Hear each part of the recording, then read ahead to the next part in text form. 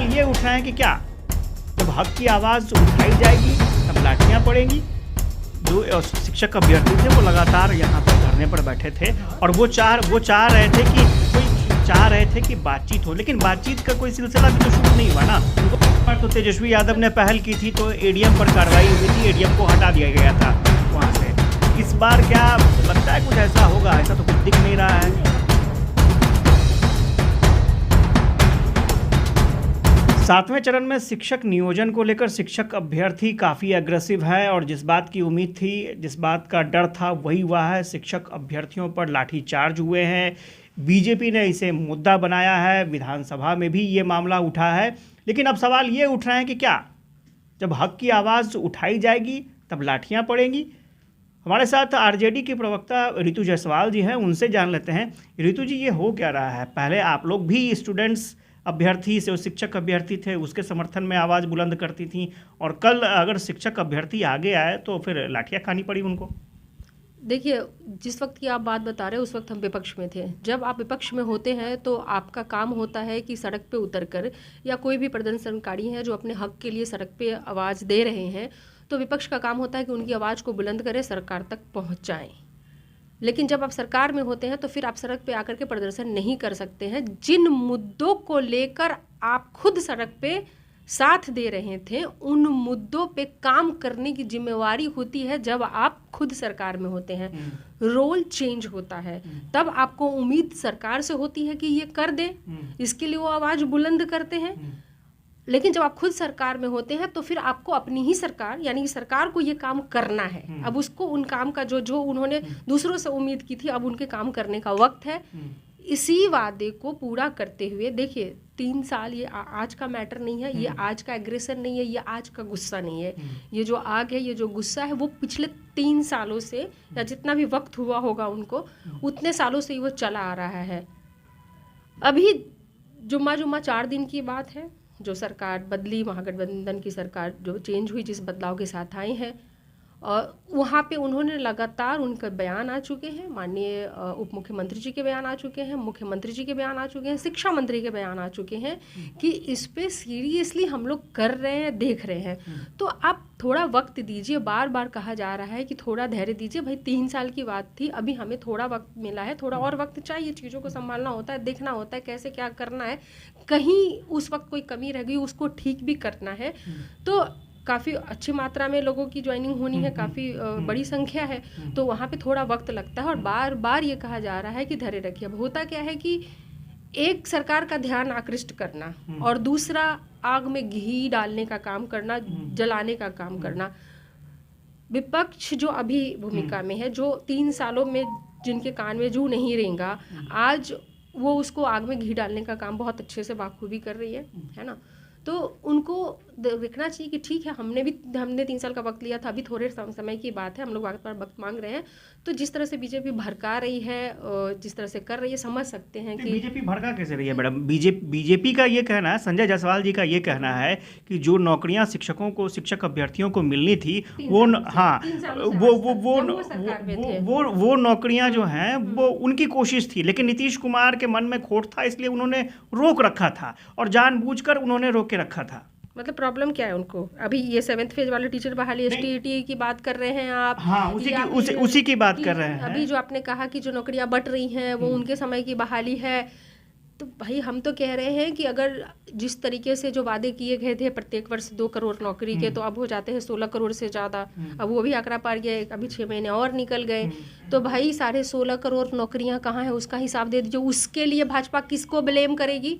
यहाँ बिहार में आप ब्लेम कर रहे हो, बिहार सरकार को ब्लेम कर दो, क्योंकि अभी गठबंधन टूटा है, प्रणय सूत्र से अलग हुए हैं, तो आप जो है वो गुस्सा निकाल रहे हैं। लेकिन क्या 8.5 करोड़ नौकरी का आप हिसाब देंगे? 8.5 क्यों, 16 करोड़ हो गया ना। 16.5 करोड़ नौकरी का 16.5 करोड़, अभी तक 16 थे, अभी 2-4 महीने और निकल गए, तो उस हिसाब से आप 16.5 करोड़ नौकरी का पहले हिसाब दीजिए। कहना था कि मेरी प्लानिंग थी, अगर हम सरकार में रहते तो यहाँ पर जो था कि ये नौकरी केंद्र सरकार की बात हो रही है। 16 करोड़ नौकरी की जो बात हो रही है वो केंद्र सरकार की बात हो रही है। बिहार की बात अभी 3 सालों में वादा पूरा नहीं किए। हर क्षेत्र में, हर फील्ड में जो जितनी चीज़ें चल रही है ना, जहाँ उनके मंत्री विराजमान थे ना, उनकी बात कर लीजिए। जहाँ उनके आज हर मुद्दे, हर जगह पे आप ले लीजिए, चाहे वो हेल्थ से रिलेटेड हो, कोविड के टाइम में जो घटनाएं घटी वहां पर भाजपा के मंत्री बैठे थे, जिन जिन जगहों पे भाजपा के मंत्री बैठे थे ना, वहां पर उन्होंने दुर्दशा बना करके रख दिया उस विभाग का, लेकिन एजुकेशन कर दिया। मैडम एजुकेशन में तो जेडीयू कोटे से थे ना मंत्री।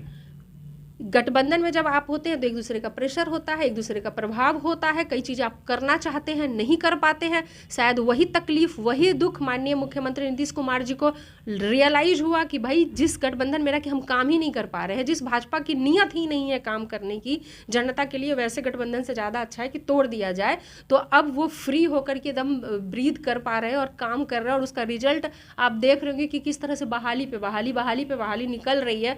अखबार आप पढ़ के थक जाएंगे कि कितनी तरह की हर रोज बहाली और नियुक्ति पत्र जिस तरह से बांटे जा रहे हैं। तो ये आज के नए गठबंधन, ताजे सांस वाली गठबंधन की सरकार है, जहां फ्री माइंड से काम कर रहे हैं। वो जब थे, जब तक तो उनकी तो नियति ही नहीं थी भाजपा के काम करने की, तो जो चाहते भी थे काम करना माननीय मुख्यमंत्री नीतीश कुमार जी, उनको करने नहीं दिया जाता था। तो मैडम, तो जो शिक्षक अभ्यर्थी थे वो लगातार यहाँ पर धरने पर बैठे थे, और वो चाह रहे थे कि बातचीत हो, लेकिन बातचीत का कोई सिलसिला भी तो शुरू नहीं हुआ ना, उनको समझाया भी नहीं गया, और सीधा जब वो प्रोटेस्ट करने आते हैं तो लाठीचार्ज हो जाता है। सीधा प्रोटेस्ट करने नहीं, उनको जो भी है परमिशन है, जो भी है लेना है, जबकि बार बार बताया ही जा रहा है, ऐसा नहीं कि नहीं बताया जा रहा है। सबको उनकी तकलीफ दिख रही है, शिक्षक अभ्यर्थियों की तकलीफ सबको दिख रही है, हमें दिख रही है। मैं खुद जाती थी और उनके तकलीफ में उनकी जो समस्याएं हैं उनको मैं समझ रही थी, और सरकार तक पहुंचाने का जो भी था वो हम लोग आवाज़ उठा रहे थे, उनकी आवाज़ के साथ दे रहे थे। पर मैंने कहा ना कि अब जब रोल बदलती है, भूमिका बदलती है, तो अब जिस मुद्दों पर हम सरकार का ध्यान आकृष्ट करना चाहते हैं, उस मुद्दों को करने का वक्त आया है। रोड पे जाकर के चिल्लाना नहीं है मुझे अभी उनके साथ।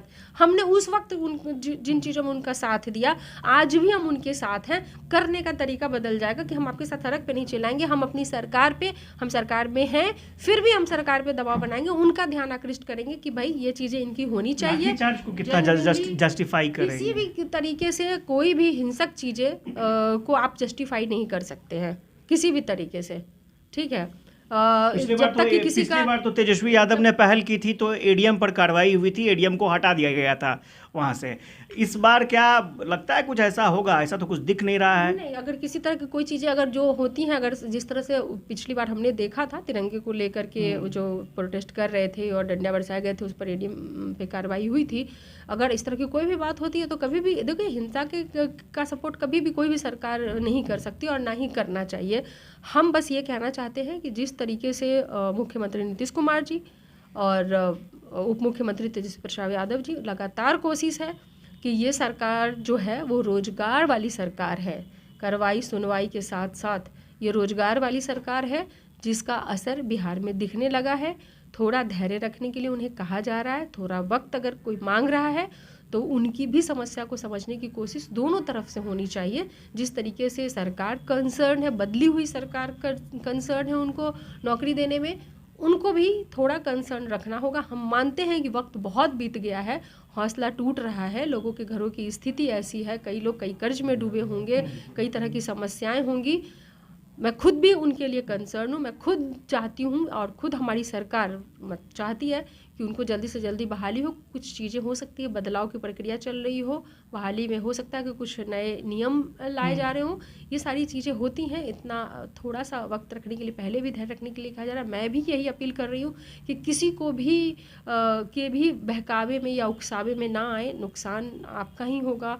तो और जिस तरह से हिंसा की बात है, उसकी कभी भी कोई भी सरकार कभी भी सपोर्ट नहीं करेगी। अगर यहाँ भी होता है कि कोई दोषी है तो उन पर कार्रवाई होगी।